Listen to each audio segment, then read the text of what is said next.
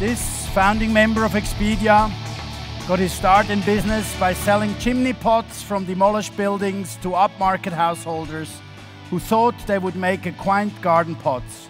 Other notable stints include establishing European operations for Uber, serving on the board of directors of HomeAway, and being appointed non-executive director of the UK's Automobile Association.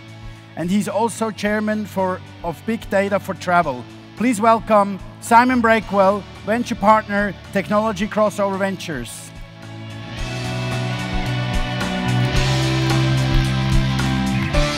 Hi, Simon. Good to see you. So, if I would have had to read out your entire CV, we would have just used up all our 15 minutes. But one thing that springs out to me, I mean, I would call your career a wonderful career, right? Well, thank you. I mean, you started off... I'd call those shoes wonderful. Oh, really? Thanks. Shall I lift them up? One thing that sprung out to me looking at your CV is that you served as a wash-up and coffee boy at the local Wimpy bar, which is sort of the equivalent to a British pre-McDonald's restaurant chain. What got you there? I just needed some money. You know, kids, Saturday jobs. Just needed some money to go out drinking with my mates. That's all. And I was very good at Knickerbocker glories and sort of Sundays and it got you to a founder of Expedia being extremely successful in everything you touched. You know, there's a lot of young people in here. Share some wisdoms with us. You know, what was your recipe of your amazing CV? Well, I don't know that there's anything really. There's no great lesson that I could give, to be honest. It's a bit presumptuous doing that. All I would say is that I don't consider myself very smart or clever.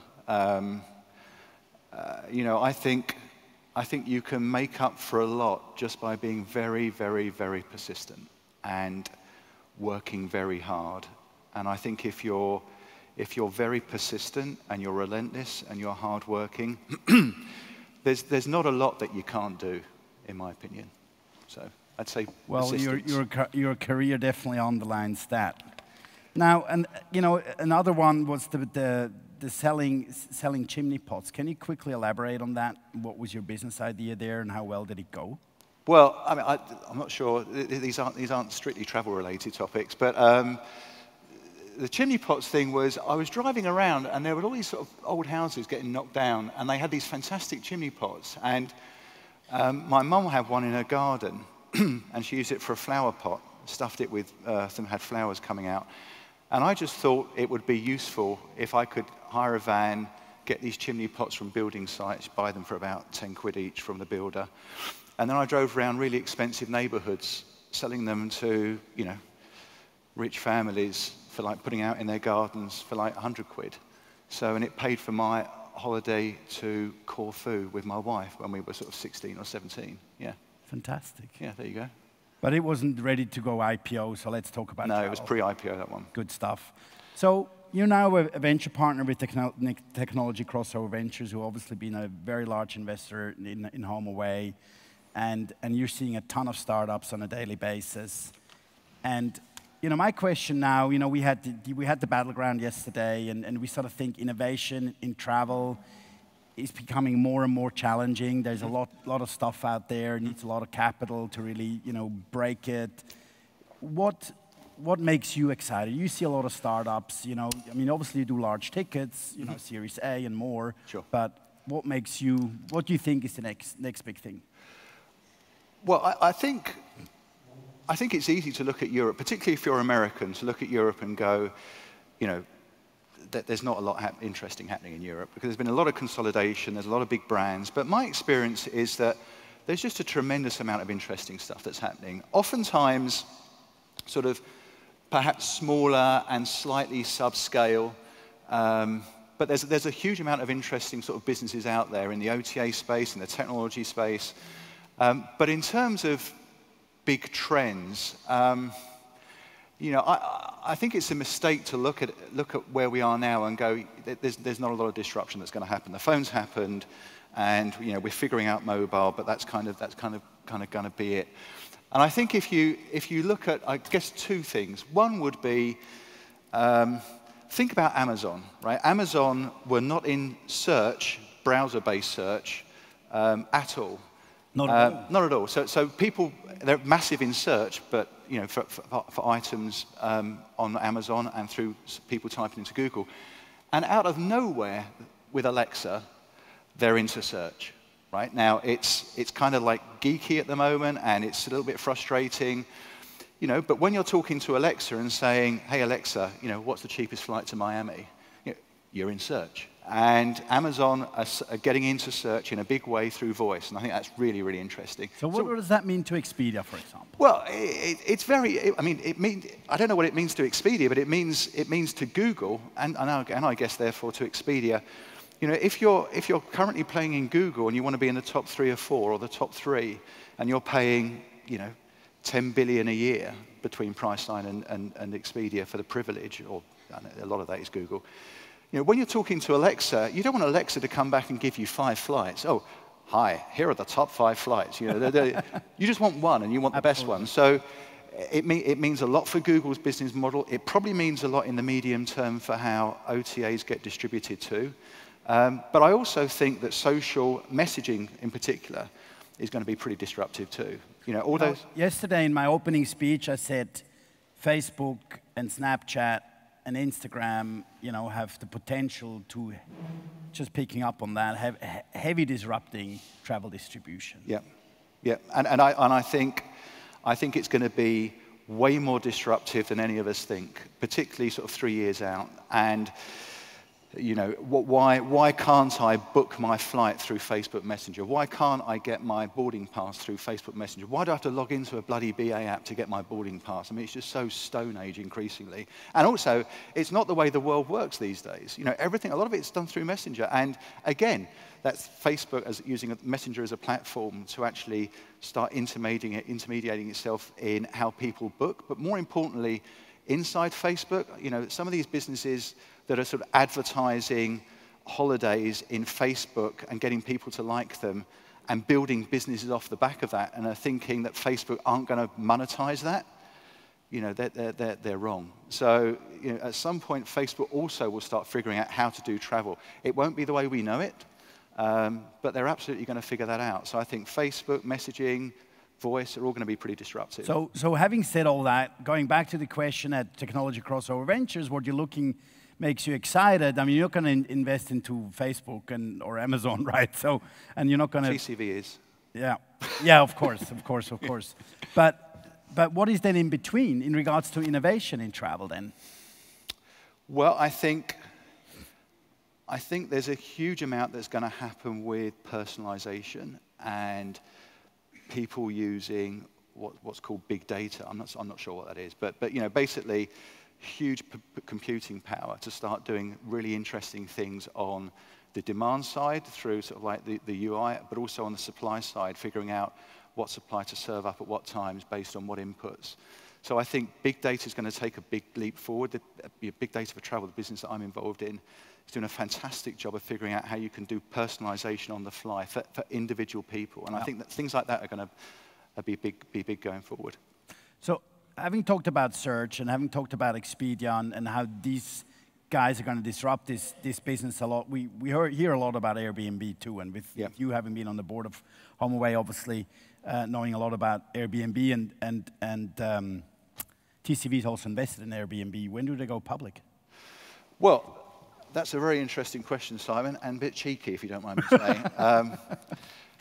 I have no bloody idea.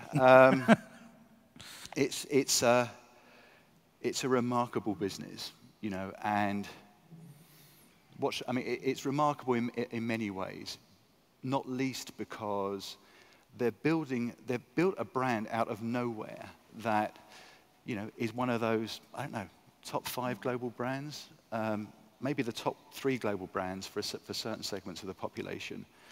And where they can take that and how powerful that can become is just immense. Is that because of the brand? Brand equity?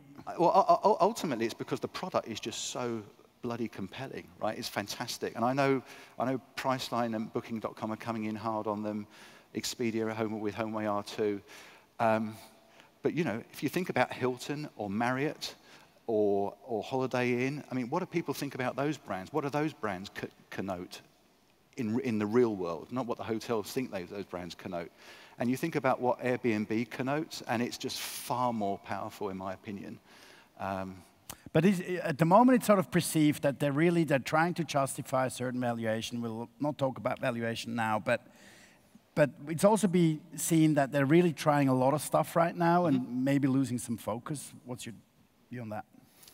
I don't know that they're losing focus at all. I think they're growing like a rocket. You know, you have to experiment. I'm sure some of these things are going to fail. I'm sure some of them won't be as successful as they think. But I don't for a second think that they won't be absolutely gigantic. Yeah. And you know, 5 to 10 years from now, you know, if you're a hotel brand, I'm not saying they're going to replace hotels, not in any way, shape, or form.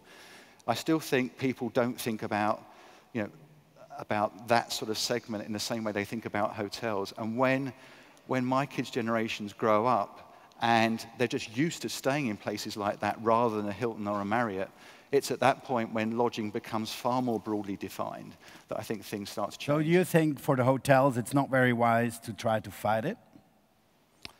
Because that's what we're seeing, right? Sure. So the lobbying. Sure. Because the legislation issue would be the one that would delay a potential IPO for the most, right? And they will have to get out.